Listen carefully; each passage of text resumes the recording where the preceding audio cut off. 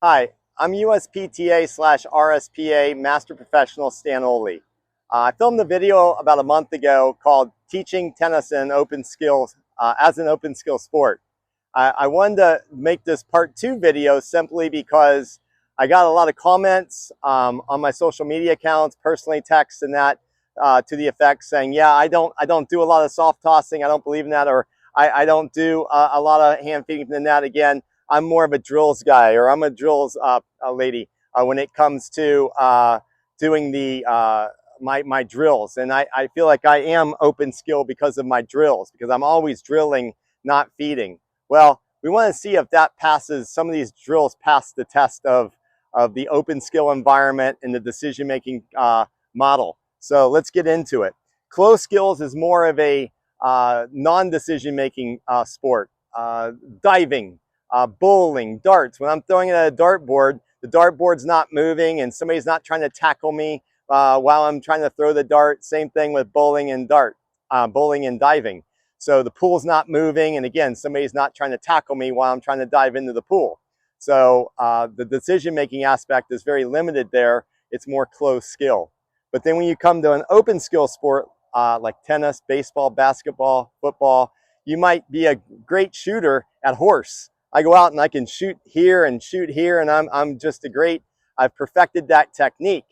But then you take that great shooter and put them in a game, and you quickly throw them the ball, and they have to make a shot with somebody's hands in their face with 3 seconds left, and they throw a brick or an air ball. You're like, oh my gosh, well, they never miss in practice.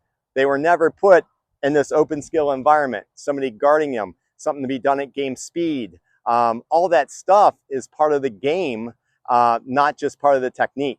So many times in tennis, this is the way it was, and so, or way it is actually. So with all this overuse of soft tossing where the ball would never come like that in a match, I'm a tosser sometimes when I'm trying to get somebody through something that seems difficult to them, but then I'm immediately open to skill. I don't spend a half-hour lesson or an hour lesson just soft tossing somebody, and that's what you see. Or feeding from the net continuously. I mean, almost every picture of a pro I see in a magazine is somewhere standing at the service line, which is absolutely ridiculous in 2025. We know so much about the brain. We know so much how people learn, and the ball just doesn't come there in a match. And so that person feeding from the net is trying them have their student to perfect this low to high ground stroke, which is one of a whole bunch of ground strokes that they'd have to master. But they're trying to master one, but then they get to a match and they get a ball with shape, a ball with not so much shape, a ball below the net, a ball above the net, ball with spins, and all different characteristics. The ball has 5 properties: height, speed, spin, depth, and direction. All those factor into the decision making, as well as the score at the time, previous history with the opponent. There's just so many things that make this an open skill sport, yet it is taught daily, almost in a completely closed skill manner. So when my friends were texting me and talking about the drills, let's talk about some of the drills. A lot of players, when I go out and watch them on the court, you have 2 players just hitting haymakers back and forth from the center of the court. And you're like, wow, look at them. They're doing great. They have a big match tomorrow. And I'm like, well, does it pass this open skill? First of all, the open skill is there decision making involved? Well, I mean, every now and then the ball comes a little differently, but most of all, they're just standing within a 3 or 4 foot space, just hitting haymakers. So not really. And then when you go down here to the motor learning module of identify, decide, execute, feedback, that's how your brain functions. Everybody does. It's not just like, hey, I'm an auditory learner, visual learner. We'll get that in a second, but that's just not the case here with a motor skill sport. So in the identify, decide, we've already clearly seen that there's not a lot to identify and a lot to decide. The ball is coming into my strike zone because they're just hitting the heck out of it. And you know, whether my grip is semi-western, western, I might move a little bit to get it in my preferred strike zone. Most of the time it's not. They're just kind of have decent hands and they're playing the ball from wherever it lands in their strike zone rather than specifically trying to get the ball in their strike zone. What is strike zone? Strike zone for an Eastern and Continental rally ball would be from your knees to your waist. That would be what we consider a lower level strike zone. Semi-Western and Western, they're more in this upper level strike zone. So if I've got an Eastern and Continental playing the ball here, that's a big problem. If I've got a semi-Western and Western playing the ball down here, that's a problem. But you'll see a lot of people just adapt their swings to wherever it is, but they're just hitting the ball down the middle of the court. Well, isn't that just close skill? Because when we get to a match, that would never happen. If you watch the singles matches at Wimbledon, US Open, or any of the major tournaments, you see that most of the pro players hit the ball like 6 times in a whole set down the middle of the court.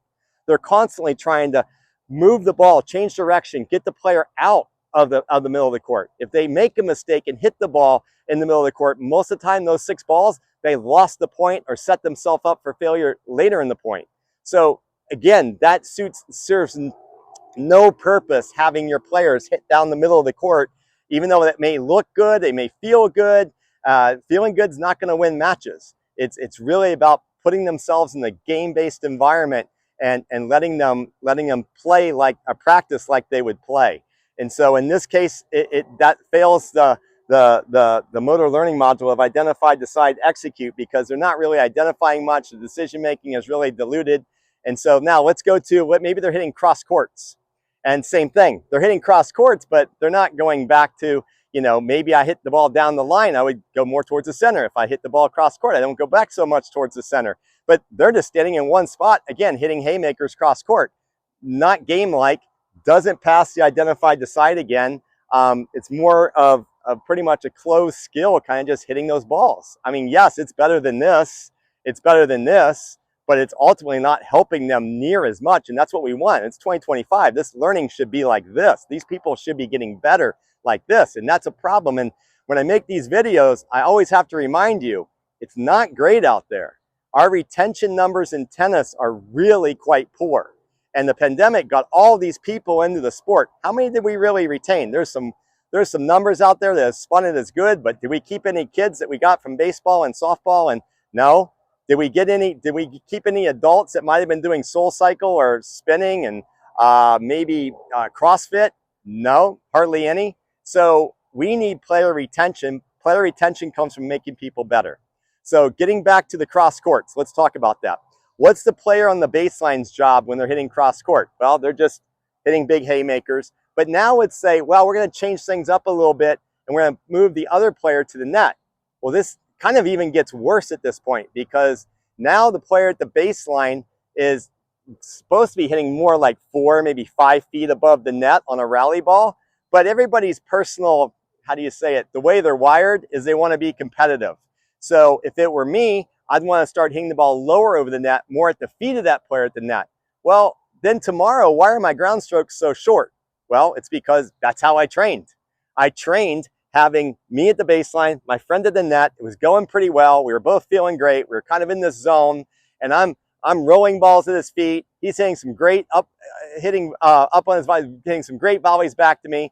But when would that ever occur in the match? Again, it goes back to the identify, decide. If I identify somebody at the net, I'm going to lob or pass them. I'm not going to continually rally the ball back to them, right? And then my rally ball is taking a hit because now I'm hitting the ball low to him. So tomorrow, can I flip that switch? I don't know. Maybe a player has they're very intuitive and they don't have a problem with that. But that's a minuscule part of our community and our students, is that they don't have the ability to flip the switch. So they practice hitting the ball low to the net player. That's how they go out and play their singles match tomorrow. They're hitting the ball very short, and then everybody wonders why. Or why are they hitting the ball right to the player? You hear that a lot from parents. My son or my daughter always hits the ball right to the player. Well, if that's what you know, that's how you're playing. So let's talk about the player who's standing at the net. Again, I'm at the net, player hits me a good low volley. What I would normally hit a drop, maybe hit a drive volley. Depending on what my volley came into me as, I need to decide, and then I'm going to try to win the point at this point. I'm there, I'm at the net. The next ball, they're going to try to pass me if I can't put it away. So, or at least I have to challenge them enough that I get an easier second volley. But I'm certainly not going to just go, here you go, here you go. But again, that's what happens in this situation. Again, it looks all right. It looks pretty cool when you're walking by a court and you're seeing all this going on, all these drills happening. But it's really actually killing this identify, decide, because the next day, this player is hitting volleys all deep, or they're not being able to hit short volleys, or they're just hitting the ball back to the player. Well, that's what was happening in the drill. And so, again, you constantly hear pros saying, move your feet too. Move your feet. Mary Helen, Joe, move your feet. Well, let's go back to that. Identify, decide, right? So I've been getting this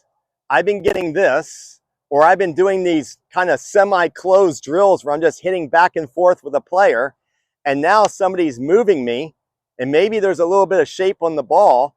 Even at the club athlete level, they have to make a decision on where they're going to play the ball, how and why, and what to score, and opponent, all this stuff before the ball passes the net.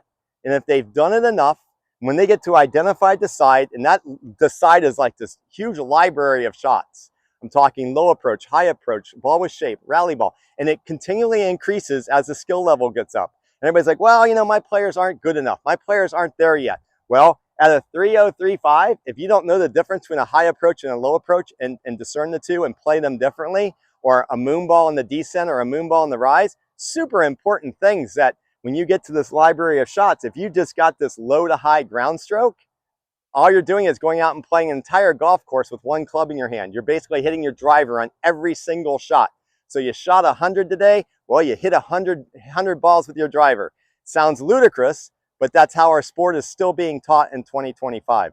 So when you hear somebody say, move your feet, basically here's what's going to go down. You're going to identify your eyes. Your eyes are seeing something. Your eyes go, what is that? They identify. Then it goes to your brain. I need to decide. Well, what is that? It's a ball with shape. Ugh, I don't really like that ball. And that's what they say. I just don't like it, right? They don't have any explanation of how they play it, where they play it, technically how they play it, tactically in the situation where they play it. They know nothing. Their response is generally, I'm just trying to get it back. Well, that's a poor response. And you'll usually see the player just before the bounce start to make some kind of a decision. And they're like, wow, they're super slow. They need to work on more fitness drills. They need to move their feet. Well, you can move your feet, and still be pretty bad.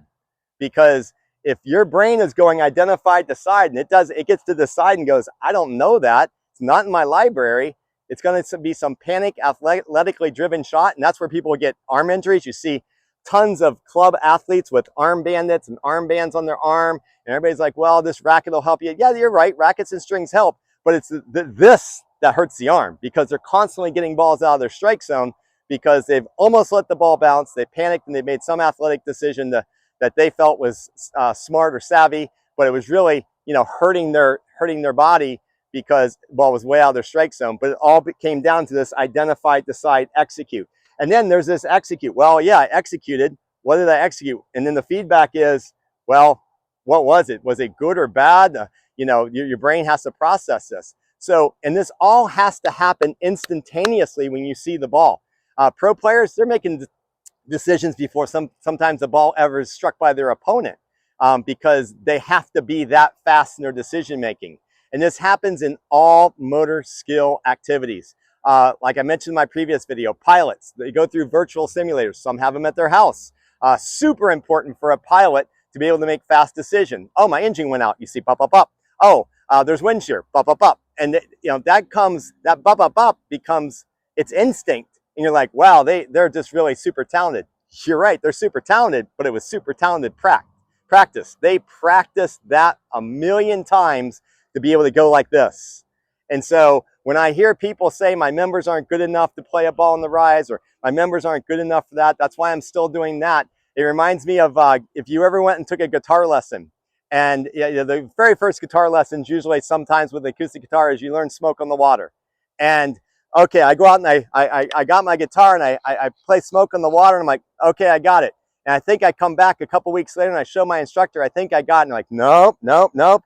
You missed a little bit there. We got to keep going. Let's do Smoke on the Water again. And then like 6 months to a year later, you still find yourself playing Smoke on the Water and being micromanaged.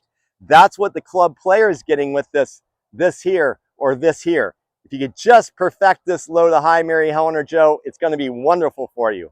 But it's just not. And so they feel good in the lesson, they feel bad in the match, which makes them very dependent on the lesson, which makes the pro feel good because the revenue's coming in for a while. But then they eventually go, you know what?